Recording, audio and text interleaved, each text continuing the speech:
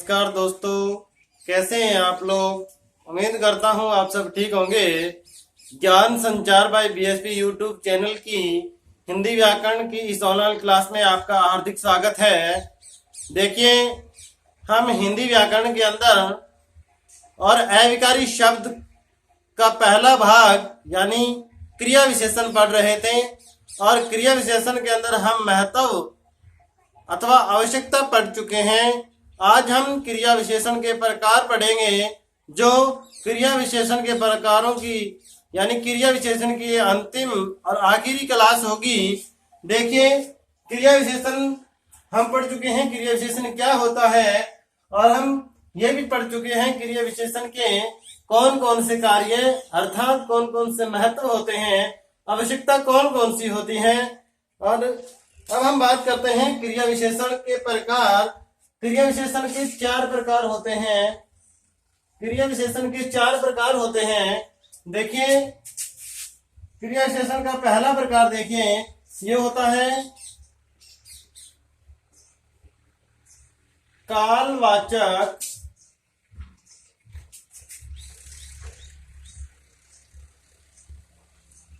क्रिया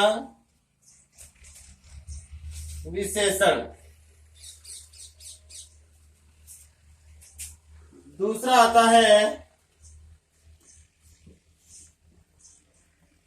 स्थानवाचक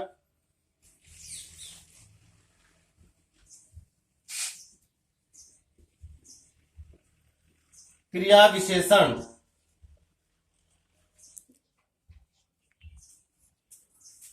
तीसरा है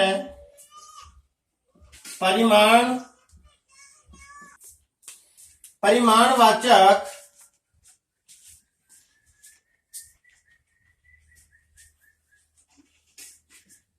क्रिया विशेषण।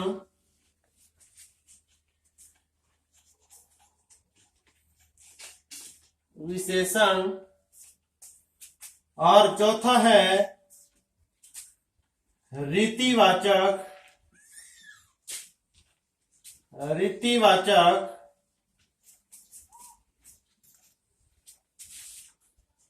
क्रिया विशेषण।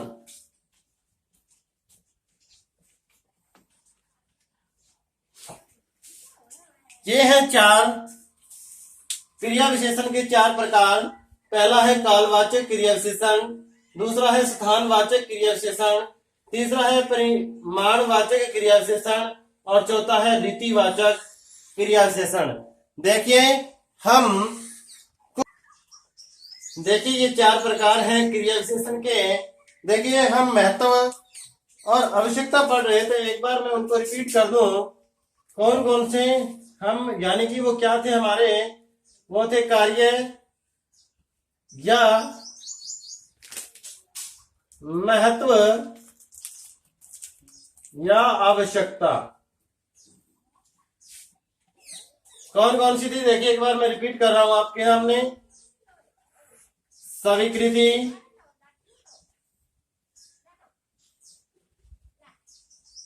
निषेधता,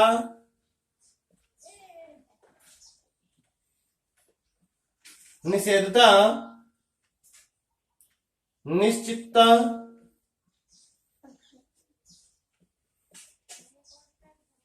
अनिश्चितता,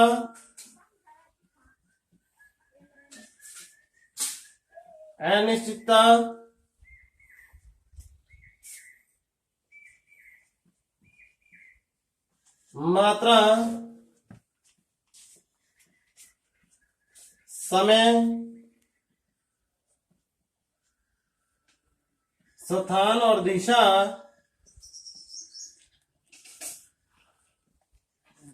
तरीका या हम ढंग पढ़ रहे थे। देखिए, ये 6 महत्व हम पढ़ रहे थे। 6 वैसे 7, 8 ये 10 मैंने करवाए थे।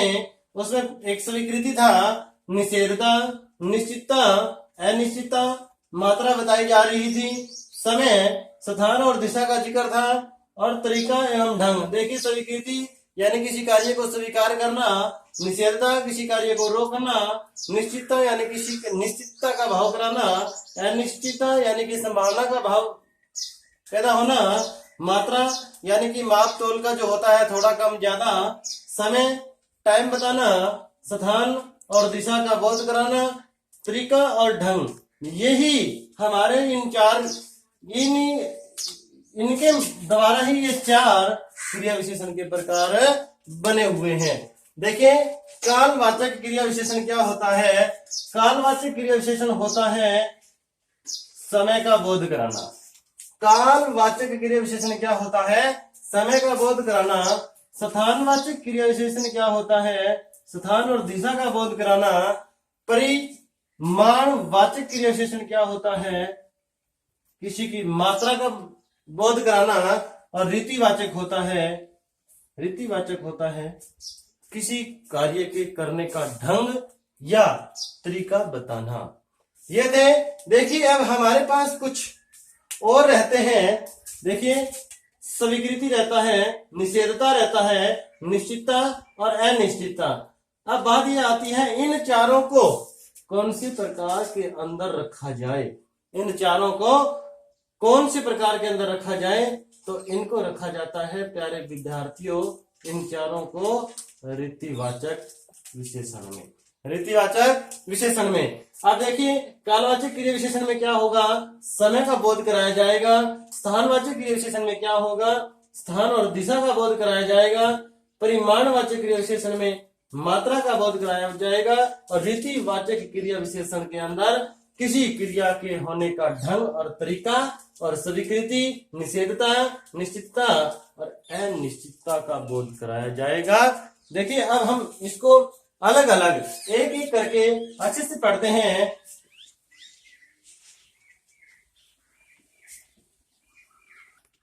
देखिए क्रिया विशेषण का पहला प्रकार है कालवाचक क्रिया विशेषण। कालवाचक क्रिया विशेषण क्या होता है, वह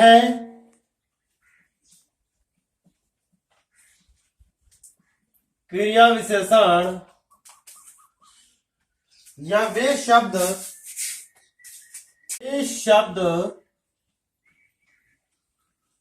जो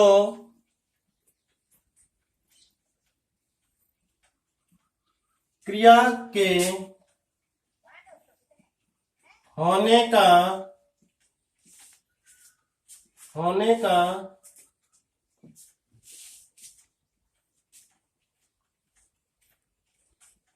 वे शब्द जो क्रिया के होने के समय का बोध कराए,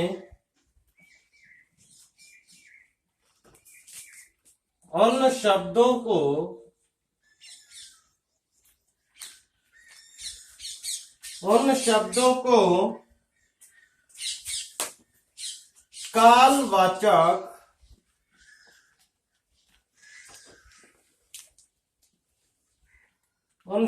को कालवाचक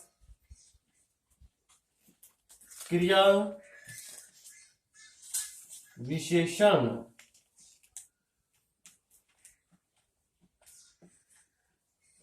कहते हैं। देखिए कालवाचक क्रिया विशेषण क्या होता है, वे शब्द जो क्रिया के होने के समय का बोध कराए, उन शब्दों को कालवाचक क्रिया विशेषण कहते हैं।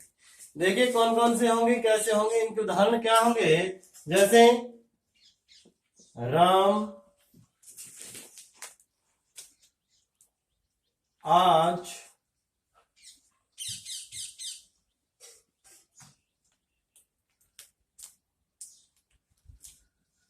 दिल्ली जाए। जाना क्या है, क्रिया है, और राम क्या है, कर्ता। जाना क्या है, क्रिया। दिल्ली क्या है, स्थान है। और कब जाएगा, आज जाएगा। और ये किसका समय क्या करवा रहा है, समय का बोध करवा रहा है। यानी आज ये फिक्स समय का बोध कराया जा रहा है। इसलिए क्रिया की विशेषता क्या बताई जा रही है कि वो आज जाएगा। या इसको स्थान को हटा दीजिए आप एक बार, सीधा सिर्फ कालवाचक का उदाहरण ले लीजिए। राम आज जाएगा, यानी कि आज क्या है, आज है कालवाचक क्रिया विशेषण। क्या है? कालवाचक क्रिया विशेषण। क्रिया विशेषण इनमें और कौन कौन से शब्द शामिल किए जा सकते हैं? जैसे कि आज, कल, किसी भी वार का नाम, किसी भी महीने का नाम, पक्ष, कोई भी दिनांक, समय यानी अवधि वाला,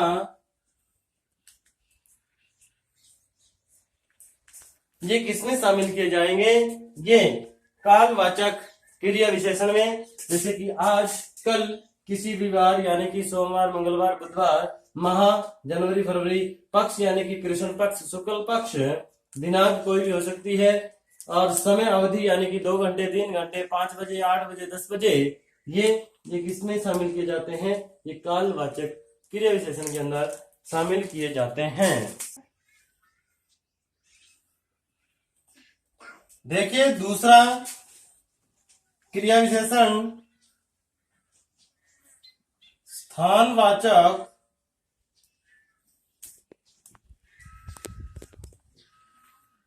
क्रिया विशेषण।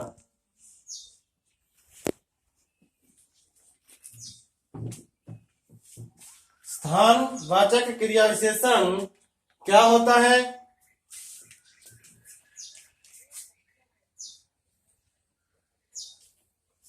स्थान या दिशा का बोध कराने वाले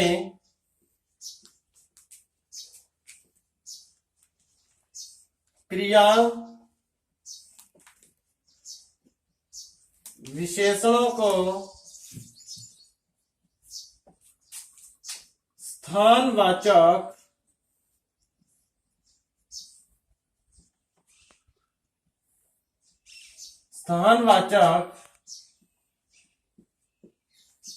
क्रिया विशेषण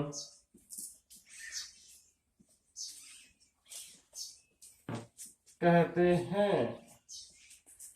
स्थानवाचक क्रिया विशेषण क्या होता है? स्थान या दिशा का बोध कराने वाले क्रिया विशेषणों को स्थानवाचक क्रिया विशेषण कहते हैं। उदाहरण देखिए, शाम, आज, दोपहर को,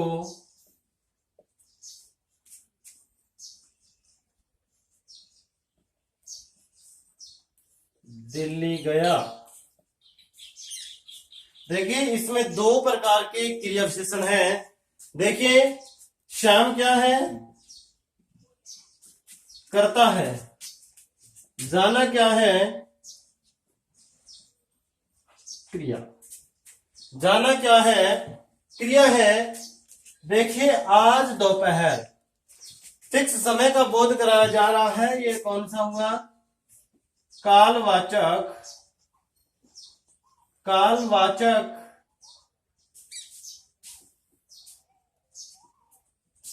क्रिया विशेषण। देखिए कहा गया दिल्ली। दिल्ली क्या है? स्थानवाचक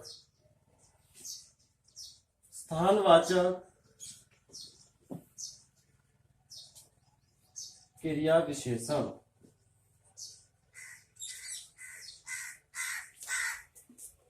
और देखें राम छत पर खड़ा है। देखिए राम क्या है? करता। खड़ा होना क्या है? क्रिया और कहाँ खड़ा है, छत पर, यानी ये क्या हुआ, स्थानवाचक क्रिया विशेषण। स्थानवाचक, देखिए राम छत पर खड़ा है, राम क्या है, कर्ता, छत पर खड़ा होना क्या है, क्रिया, कहाँ खड़ा है, छत पर, तो छत ये क्या है, छत, ये है स्थानवाचक क्रिया विशेषण। और जो स्थानवाचक क्रिया विशेषण होते हैं, जो स्थानवाचक क्रिया विशेषण होते हैं, वो क्या होते हैं, वो होते हैं अधिकरण कारक। जो स्थानवाचक क्रिया विशेषण होते हैं वो क्या होते हैं, अधिकरण कारक होते हैं। और इन अधिकरण कारक की विभक्ति क्या होती है, इसकी विभक्ति क्या होती है, इसकी विभक्ति होती है में या पर, में या पर।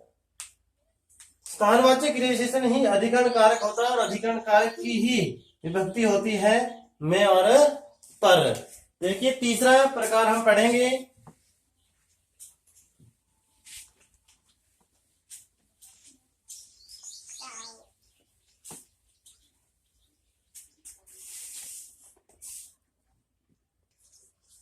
तीसरा प्रकार है हमारा, तीसरा प्रकार है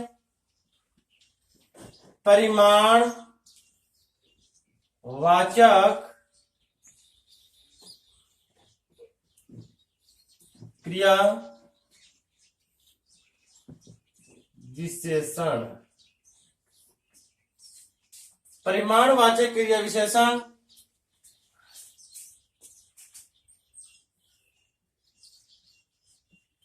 क्रिया के होने की मात्रा बताने वाले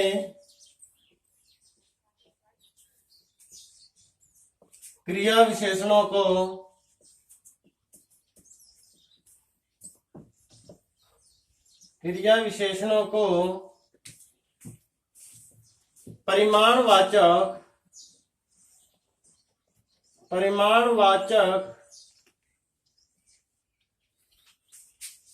परिमाणवाचक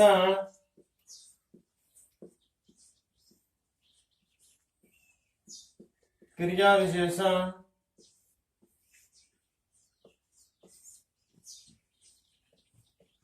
कहते हैं। क्रिया के होने की मात्रा बताने वाले क्रिया विशेषणों को परिमाणवाचक क्रिया विशेषण कहते हैं। देखिए रोहन कम पढ़ता, रोहन कम पढ़ता है। देखिए रोहन क्या है, करता है, पढ़ना क्या है, क्रिया है, और क्या, कितना पढ़ता है, कम पढ़ता है, यानी मात्रा बताई जा रही है, कितना पढ़ता है, कम। और ये कम क्या है, ये है परिमाणवाचक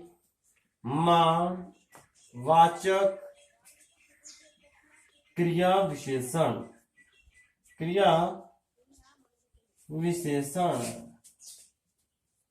देखिए इसमें कौन कौन से हम शब्द शामिल कर सकते हैं। इसमें हम थोड़ा,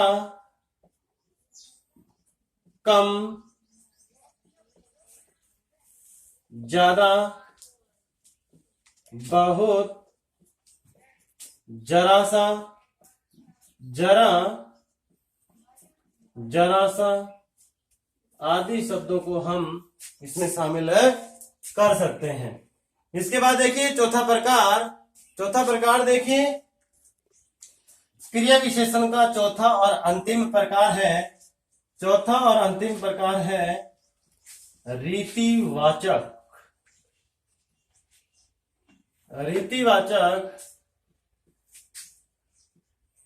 क्रिया विशेषण। क्रिया विशेषण का अंतिम और आखिरी प्रकार है रीतिवाचक क्रिया विशेषण। देखिए, क्रिया के होने का ढंग या तरीका बताने वाले क्रिया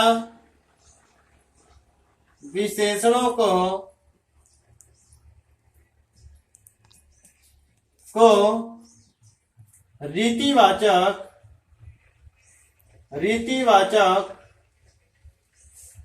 क्रिया विशेषण, रीतिवाचक क्रिया के होने का ढंग व तरीका बताने वाले क्रिया विशेषणों को रीतिवाचक क्रिया विशेषण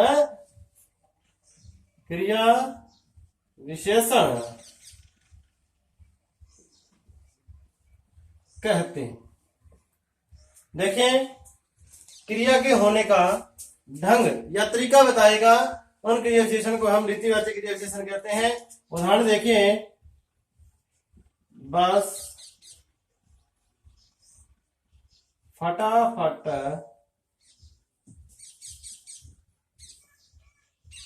भर गई। बस फटाफट भर गई। देखिए कैसे भर गई बस फटाफट। तो ये बस भरने का तरीका बताया गया। तो ये क्या हुआ? ये है रीतिवाचक क्रिया विशेषण।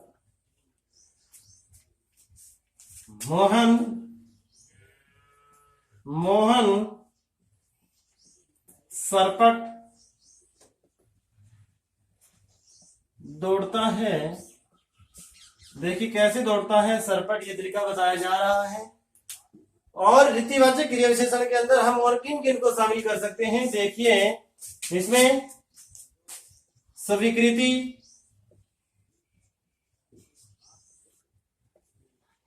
निषेधता,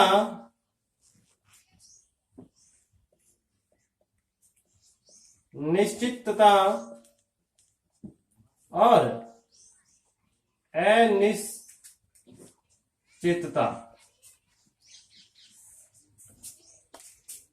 रीतिवाचक क्रिया विशेषण के अंदर स्वीकृति, निश्चितता और अनिश्चितता, ये भी रीतिवाचक क्रिया विशेषण के अंदर आते हैं। देखिए, आज की वीडियो में हमने क्रिया विशेषण की 4 प्रकार, कालवाचक, स्थानवाचक, परिमाणवाचक और रीतिवाचक, इन 4 क्रिया विशेषणों के ऊपर हमने विस्तृत अध्ययन किया। आपने ये वीडियो यहाँ तक देखी, आपका बहुत धन्यवाद। देखिए, यदि आपको वीडियो अच्छा लगे, इसको लाइक करना, शेयर करना, कमेंट करके आपको जरूर बताना ये वीडियो आपको कैसी लगी, और ज्यादा से ज्यादा इसको शेयर करें। आपका बहुत बहुत धन्यवाद। नमस्कार।